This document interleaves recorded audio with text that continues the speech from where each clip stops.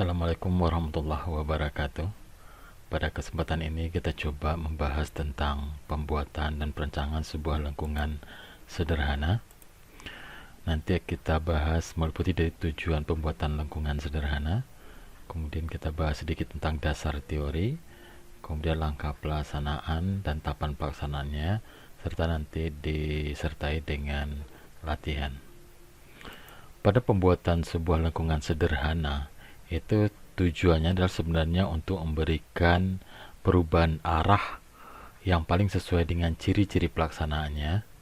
Maka dibutuhkan suatu lengkungan sehingga diperoleh perubahan arah dari arah pertama ke arah kedua sehingga berjalan dengan mulus dan lancar.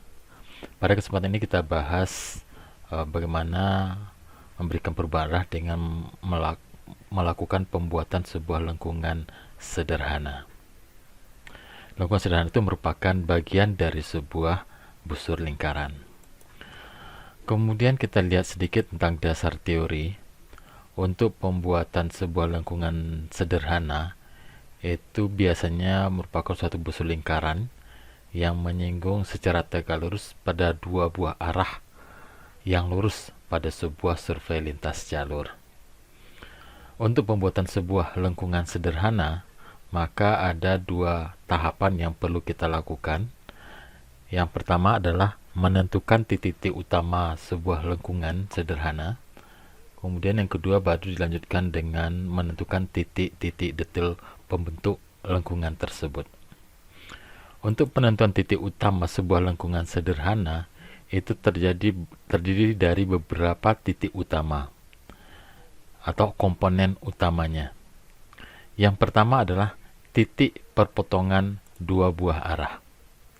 Ada arah pertama, ada arah kedua, nanti akan diperoleh titik perpotongan kedua buah arah tersebut.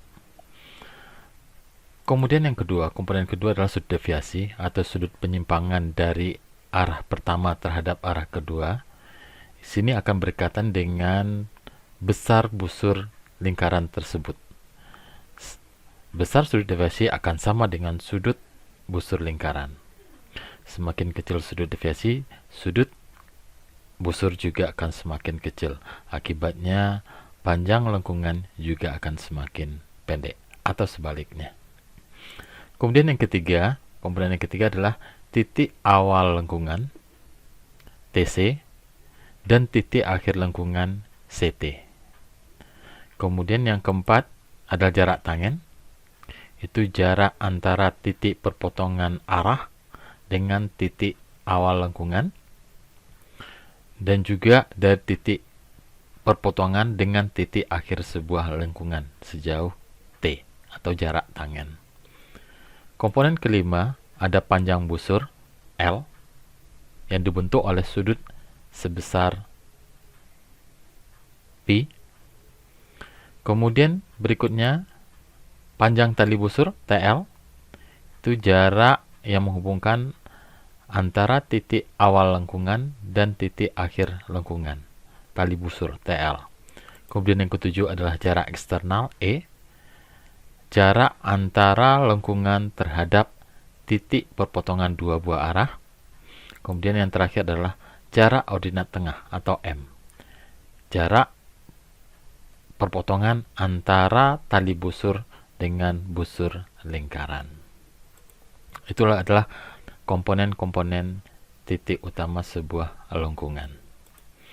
Kemudian untuk menentukan sebuah titik detail lengkungan, itu terdapat beberapa metode yang bisa kita lakukan.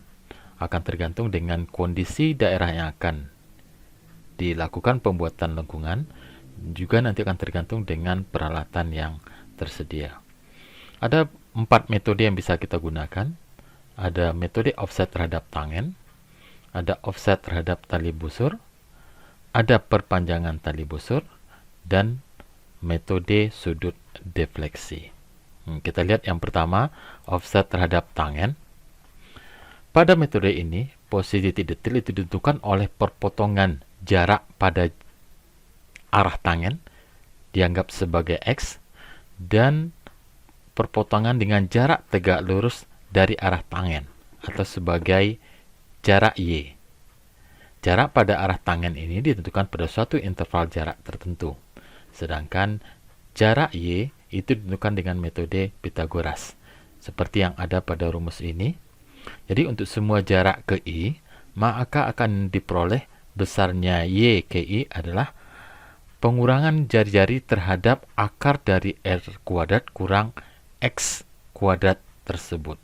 Sehingga ada jarak X, ada jarak Y ke titik 1, nanti ada X2, ada Y2 menentukan titik detil 2, dan selanjutnya ada X3, ada Y3 untuk menentukan titik detil 3.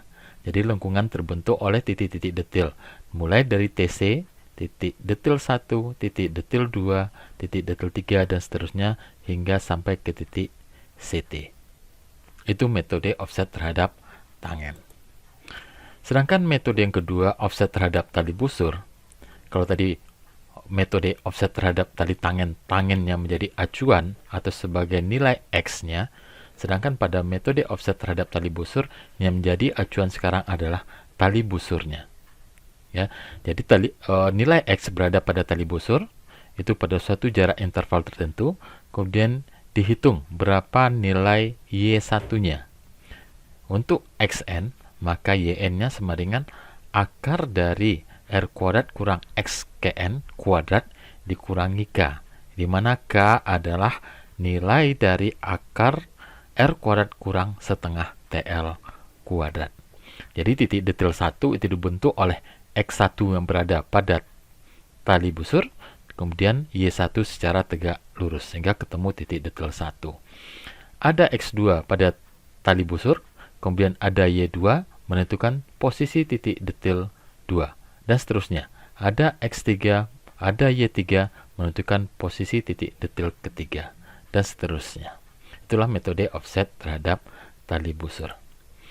Sedangkan yang ketiga, ada metode perpanjangan tali busur, di mana posisi titik detil pada metode perpanjangan tali busur ini ditentukan oleh dua buah jarak yang saling berpotongan secara tegak lurus. Ada nilai X dan nilai Y dengan menggunakan acuan perpanjangan tali busur pada titik detil sebelumnya. Terlihat pada gambar. Ada nilai X1, itu berada pada arah tangen.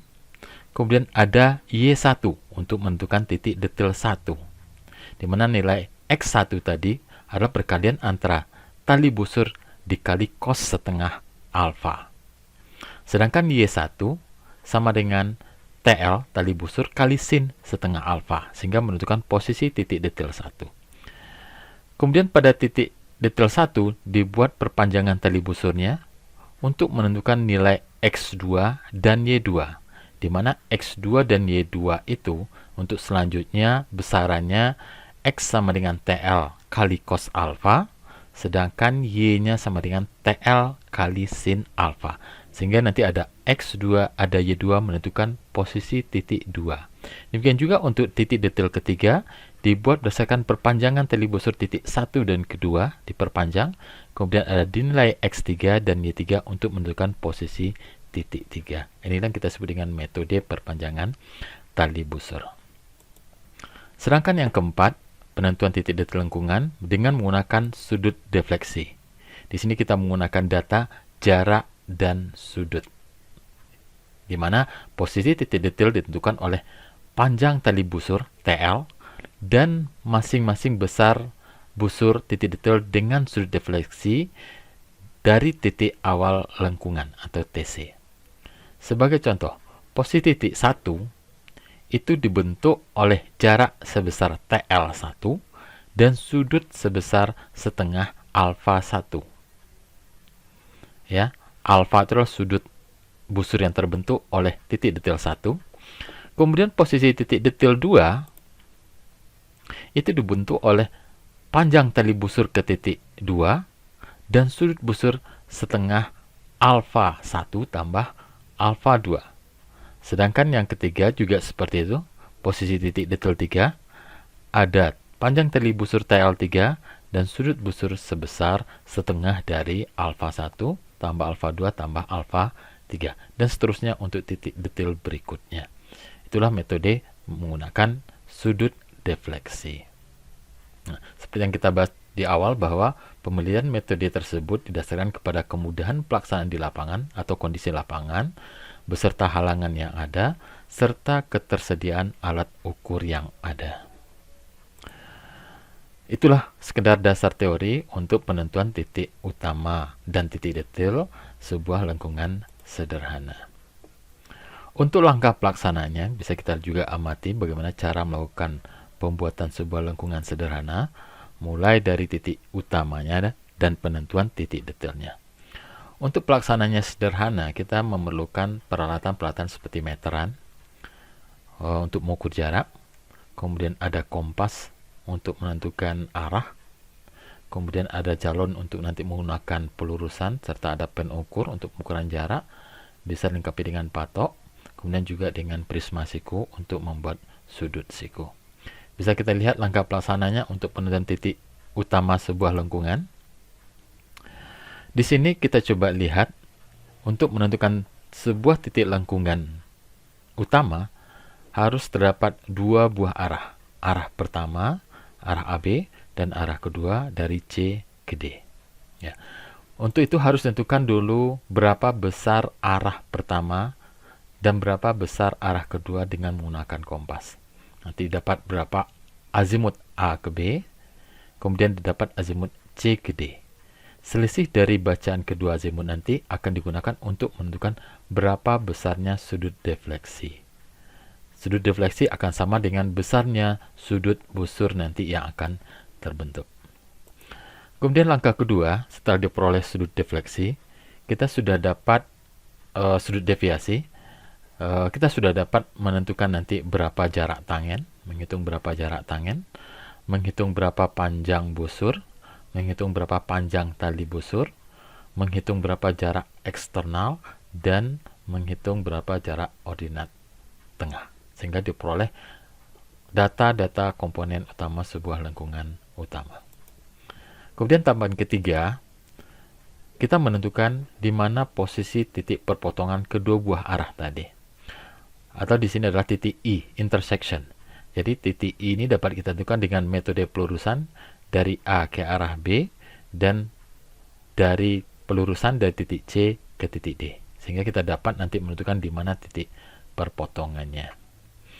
Kemudian tahapan berikutnya adalah menentukan posisi titik awal lengkungan dan posisi titik akhir lengkungan.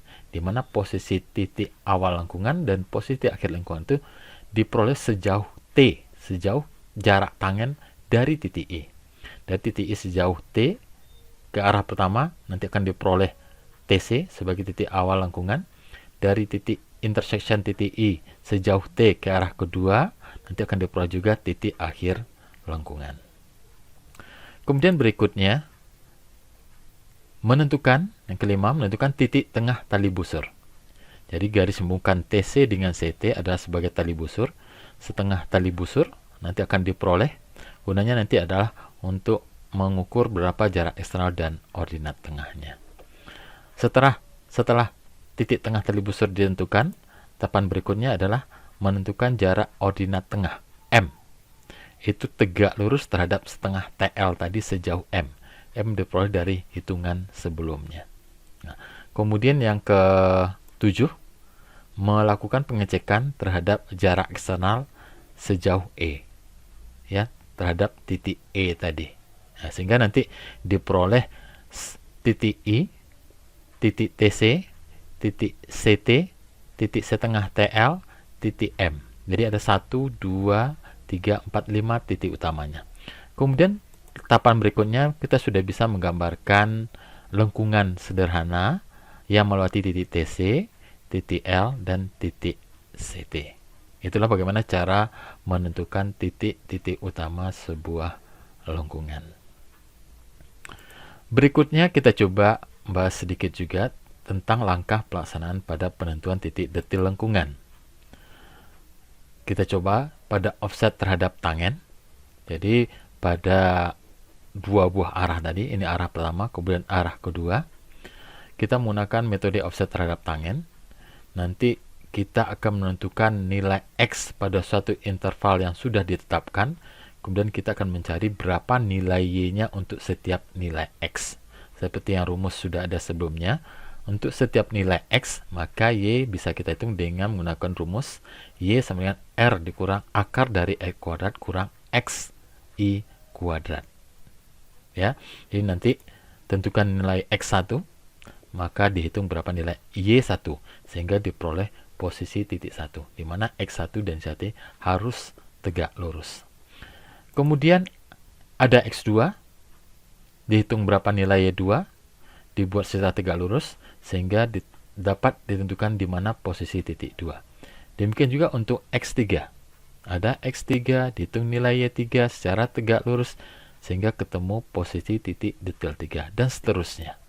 Ada X4, ada Y4, ada X5, ada Y5, sampai terakhir nanti diperoleh titik detail mendekati titik CT. Kalau sudah ada titik detail tersebut, maka kita sudah bisa membuat sebuah lengkungan sederhana.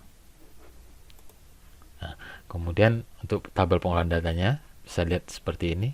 Untuk detail 1, 2, 3 dan seterusnya. Untuk jarak setiap X bernilai 25 meter, X1 25 meter, berarti X2 50 meter, X3 75 meter dan seterusnya, sehingga nanti kita bisa menghitung berapa nilai Y masing-masingnya. Contoh, untuk X 25 meter, berarti Y-nya sejauh 1,25 meter. Untuk X2 sama dengan 50 meter, berarti Y2-nya sejauh 5,05 meter, dan seterusnya. Maka dengan data-data inilah kita dapat melakukan penggambaran, baik di atas kertas maupun nanti melakukan stake out-nya di lapangan.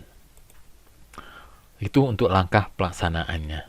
Kemudian untuk video nanti dapat disaksikan sendiri.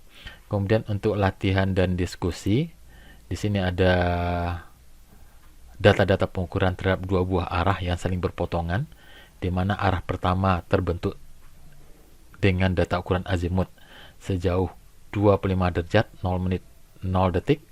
Kemudian arah kedua sebesar 120 derajat 0 menit 0 detik. Tugasnya adalah menentukan komponen-komponen utama sebuah lengkungan sederhana dengan jari-jari lengkungan sebesar 250,xx meter. Xx meter itu dua angka nomor mahasiswa supaya berbeda. Kemudian yang kedua, menentukan komponen utama titik detail tersebut, ya, dengan metode offset terhadap tangan. Kemudian gambarkan komponen-komponen tersebut dalam skala 1:2000. Oke, mungkin itu tugas yang harus dikerjakan. Terima kasih atas perhatiannya. Selamat bekerja. Assalamualaikum warahmatullahi wabarakatuh.